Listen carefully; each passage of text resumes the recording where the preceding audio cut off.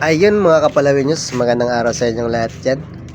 Lalo na dito yung mga taga San Jose. Siyempre bago tayo pumasok sa trabaho, kailangan mo natin bumili ng UC. Ayun, tinan nyo no. Nalalabas na ako dyan sa kalsada mga kapalawinyos.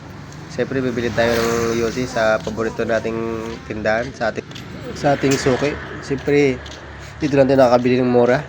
Siyempre nagbibisyo tayo, kailangan natin yung mura, yung hindi mabigat sa bulsa, diba? Kasi kung nagbibisyo ka tapos ang mahal-mahal pa ng binibisyo mo, ayoko na lang. Ayun mga kapalawinyos, pumasok na ako sa tindahan. Siyempre kausap natin dyan yung tender.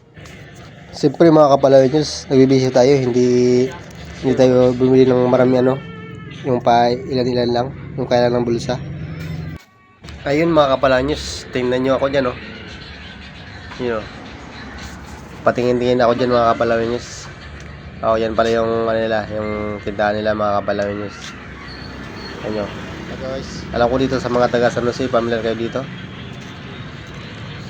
Yan mga kapalawinyos, so tingnan nyo.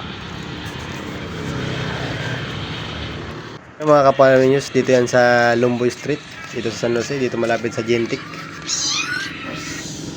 Storage. Ayun mga kapalawinyos, salamat sa inyong panonood.